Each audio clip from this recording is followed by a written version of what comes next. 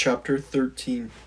My first impulse is to scramble from the tree, but I'm belted in. Somehow my fumbling fingers release the buckle, and I fall to the ground in a heap, still snarled in my sleeping bag. There's no time for any kind of packing. Fortunately, my backpack and water bottle are already in the bag. I shove in the belt, hoist the bag over my shoulder, and flee.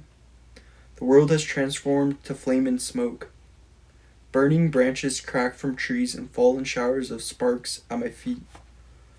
All I can do is follow the others, the rabbits and deer, and I even spot a wild dog pack shooting through the woods. I trust their sense of direction because their instincts are sharper than mine. But they are much faster, flying through the underbrush so gracefully as my boots catch on roots and fallen tree limbs, that there's no way I can keep a pace with them. The heat is horrible, but worse than the heat is the smoke, which threatens to suffocate me at any moment. I pull the top of my shirt up over my nose, grateful to find it soaked in sweat, and it offers a thin veil of protection. And I run, choking, my bag banging against my back, my face cut with branches that materialize from the gray haze without warning, because I know I am supposed to run. This was no tribute's campfire gone out of control, no accidental occurrence. The flames that bear down on me have an unnatural height, a uniformity that marks them as human-made, machine-made, game-maker-made. Things have been too quiet today. No deaths, perhaps no fights at all. The audience in the Capitol will be getting bored, claiming that these games are verging on dullness.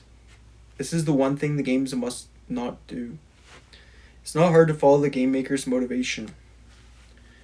There's the career pack, and then there are the rest of us, probably spread far and thin across the arena. This fire is designed to flush us out, to drive us together. It may not be the most original device I've seen, but it's very, very effective. I hurtle over a burning log. Not high enough. The tail end of my jacket catches on fire, and I have to stop to rip it from my body and stamp out the flames. But I don't dare leave the jacket, scorched and smoldering as it is. I take the risk of shoving it in my sleeping bag, hoping the lack of air will quell what I haven't extinguished. This is all I have, what I carry on my back, and it's little enough to survive with. In a matter of minutes, my throat and nose are burning. The coughing begins soon after, and my lungs begin to feel as if they are actually being cooked. Discomfort turns to distress until each breath sends a searing pain through my chest.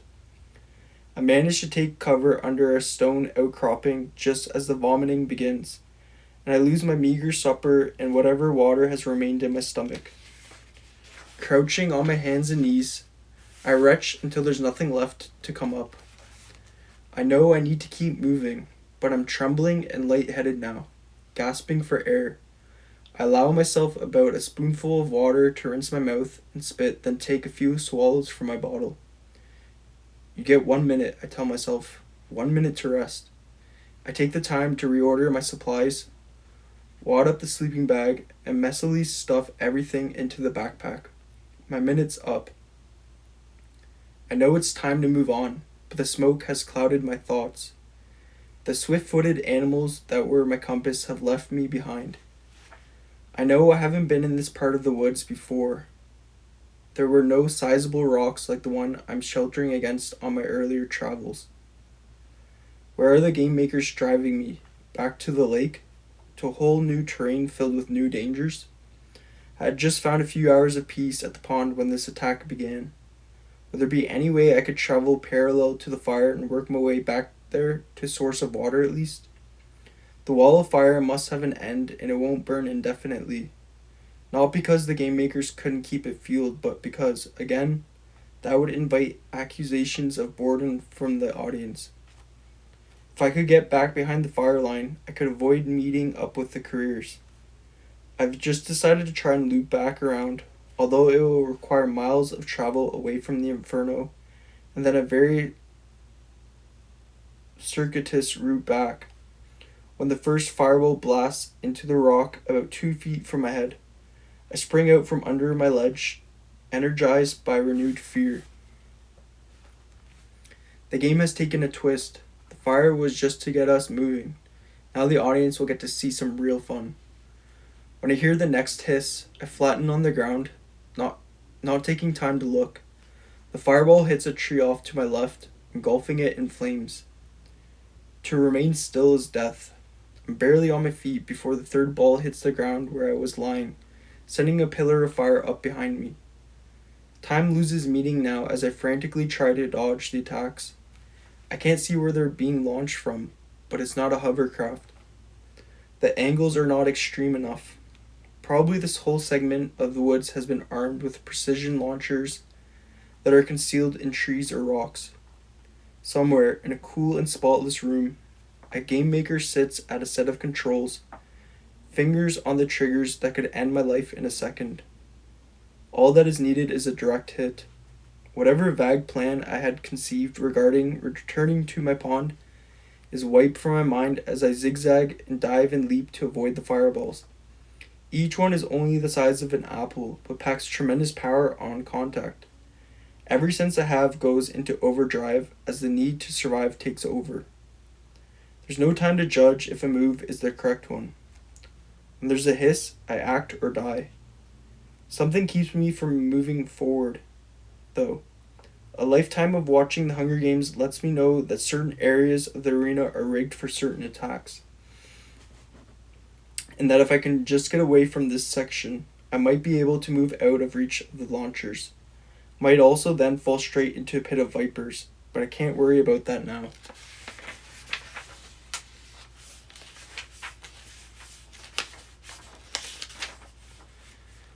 How long I scramble along dodging the fireballs, I can't say, but the attacks finally begin to abate, which is good because I'm retching again.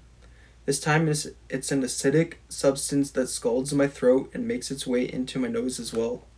I'm forced to stop as my body convulses, trying desperately to rid itself of the poisons I've been sucking in during the attack.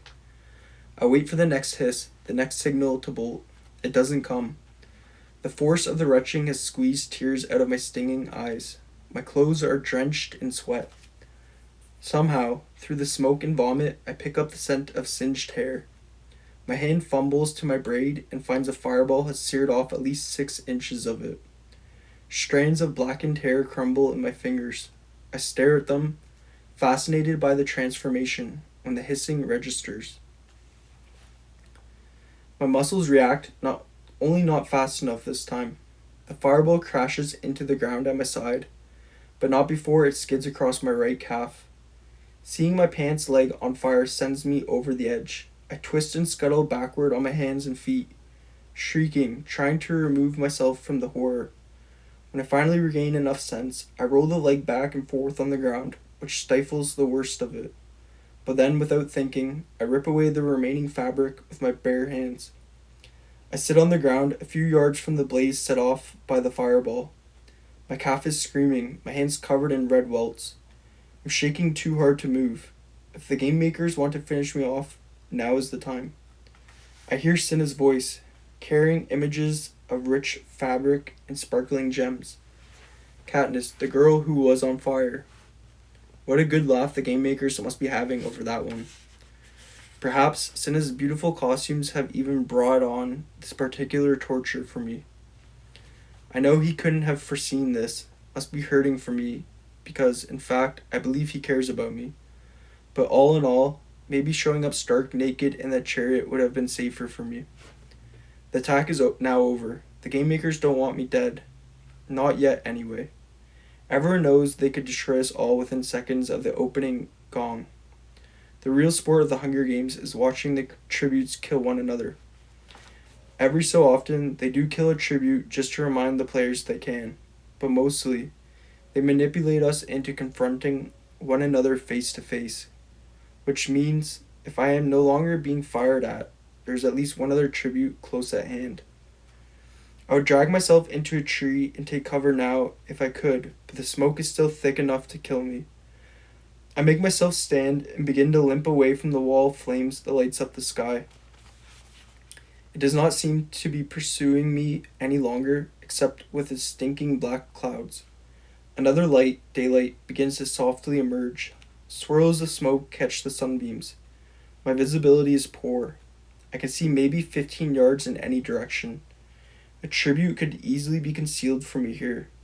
I should draw my knife as a precaution, but I doubt my ability to hold it for long. The pain in my hands can in no way compete with that in my calf. I hate burns, have always hated them. Even a small one gotten from pulling a pan of bread from the oven. It is the worst kind of pain to me, but I've never experienced anything like this. I'm so weary I don't even notice I'm in the pool until I'm ankle deep. It's spring-fed, bubbling out of a crevice in some rocks and blissfully cool. I plunge my hands into the shallow water and feel instant relief. Isn't that what my mother always says? The first treatment for a burn is cold water, that it draws out the heat. But she means minor burns. Probably she'd recommend it for my hands. But what of my calf? Although I have not yet had the courage to examine it, I'm guessing that it's an injury in a whole different class. I lie on my stomach at the edge of the pool for a while, dangling my hands in the water, examining the little flames on my fingernails that are beginning to chip off. Good. I've had enough fire for a lifetime. I bathe the blood and ash from my face. I try to recall all I know about burns. There are common injuries in the scene where we cook and heat our homes with coal. Then there are the mine accidents. A family once brought in an unconscious young man pleading with my mother to help him. The district doctor who's responsible for treating the miners had written him off, told the family to take him home to die. But they wouldn't accept this. He lay on our kitchen table, senseless to the world. I got a glimpse of the wound on his thigh, gaping, charred flesh, burned clear down to the bone, before I ran from the house. I went to the woods and hunted the entire day, haunted by the gruesome leg, memories of my father's death. What's funny was, Prim, who's scared of her own shadow, stayed and helped. My mother says healers are born, not made. They did their best, but the man died, just like the doctor said he would. My leg is in need of attention, but I still can't look at it. What if it's as bad as a man's, and I can see my bone? Then I remember my mother saying that if it burns severe, the victim might not even feel pain because the nerves would be destroyed. Encouraged by this, I sit up and swing my leg in front of me. I almost faint at the sight of my calf. The flesh is a brilliant red covered with blisters. I force myself to take deep, slow breaths, feeling quite certain the cameras are on my face. I can't show weakness at this injury. Not if I want help. Pity does not get you aid. Admiration at your refusal to give in does. I cut the remains of the pant leg off at the knee and examined the injury more closely. The burned area is about the size of my hand. None of the skin is blackened. I think it's not too bad to soak. Gingerly I stretch out my leg into the pool, propping the heel of my boot on a rock so the leather doesn't get too sodden, and sigh, because this does offer some relief. I know there are herbs, if I could find them, that would speed the healing, but I can't quite call them to mind. Water and time will probably be all I have to work with. Should I be moving on? The smoke is slowly clearing, but still too heavy to be healthy. If I do continue away from the fire, won't I be walking straight into the weapons of the careers? Besides, every time I lift my leg from the water, the pain rebounds so intensely I have to slide it back in. My hands are slightly less demanding. They can handle small breaks from the pool. So I slowly put my gear back in order. First, I fill my bottle with the pool water, treat it, and when enough time has passed, begin to rehydrate my body. After a time, I force myself to nibble on a cracker, which helps settle my stomach.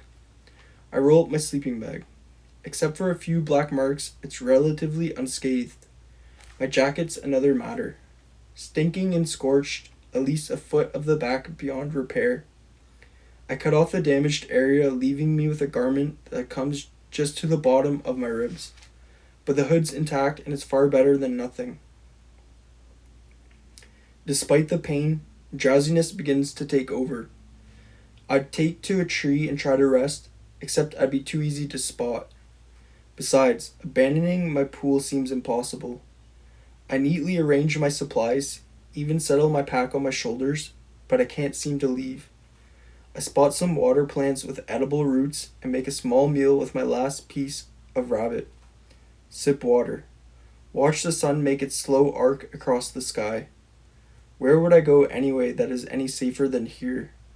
I lean back on my pack, overcome by drowsiness. If the careers want me, let them find me. I think before drifting into a stupor, let them find me. And find me, they do. It's lucky I'm ready to move on because when I hear the feet, I have less than a minute head start. Evening has begun to fall. The moment I awake, I'm up and running, splashing across the pool, flying into the underbrush. My leg slows me down, but I sense my pursuers are not as speedy as they were before the fire either. I hear their coughs, their raspy voices calling to one another. Still, they are closing in, just like a pack of wild dogs. And so I do what I have done my whole life in such circumstances.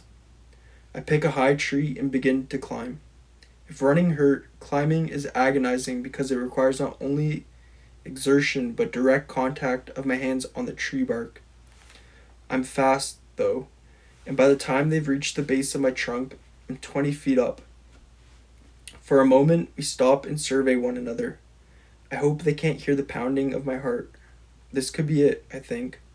What chance do I have against them? All 6 are there. The 5 careers and PETA. And my only consolation is they're pretty beat up, too. Even so, look at their weapons. Look at their faces, grinning and snarling at me. A sure kill above them. It seems pretty hopeless, but then something else registers. They're bigger and stronger than I am, no doubt. But they're also heavier.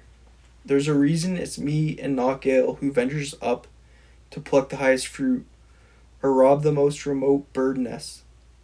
I must weigh at least 50 or 60 pounds less than the smallest career. Now I smile. How's everything with you? I call down cheerfully. This takes them aback, but I know the crowd will love it. Well enough, says the boy from District 2. Yourself? It's been a bit warm for my taste, I say.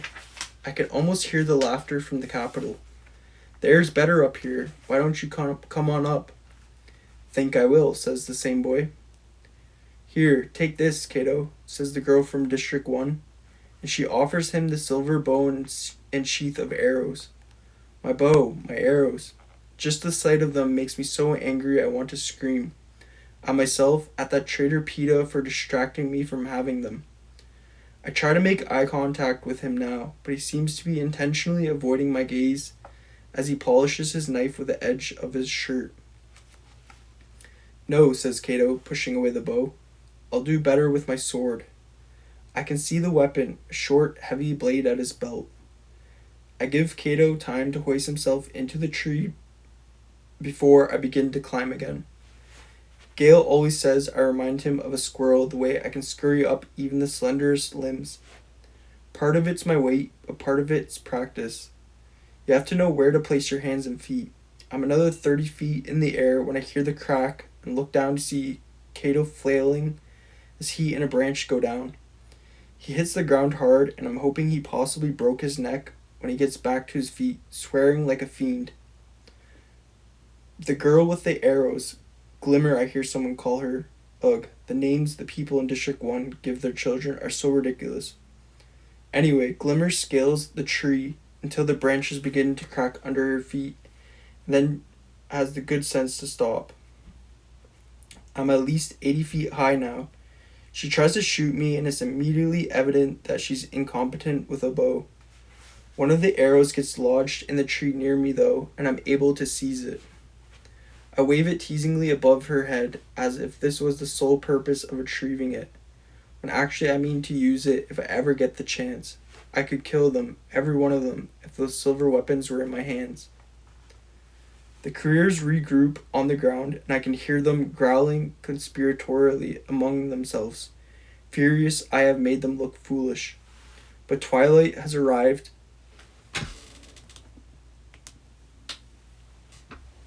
and their window of attack on me is closing. Finally, I hear Peta say harshly, "Oh, let her stay up there. It's not like she's going anywhere. We'll deal with her in the morning." Well, he's right about one thing. I'm going nowhere. All the relief from the pool water has gone, leaving me to feel the full potency of my burns. I scoot down to a fork in the tree and clumsily prepare for bed. Put on my jacket, lay out my sleeping bag, belt myself in, and try to keep from moaning. The heat of the bag's too much for my leg. I cut a slash in the fabric and hang my calf out in the open air. I drizzle water on the wound, my hands. All my bravado is gone. I'm weak from pain and hunger, but can't bring myself to eat. Even if I can last the night, what will the morning bring? I stare into the foliage, trying to will myself to rest, but the burns forbid it. Birds are settling down for the night, singing lullabies to their young. Night creatures emerge. An owl hoots. The faint scent of a skunk cuts through the smoke. The eyes of some animal peer at me from the neighboring tree. A possum, maybe, catching the firelight from the career's torches. Suddenly, I'm up on one elbow. Those are no possum's eyes. I know their glassy reflection too well. In fact, those are not animal eyes at all. In the last dim rays of light, I make her out, watching me silently from between the branches. Rue. How long has she been here?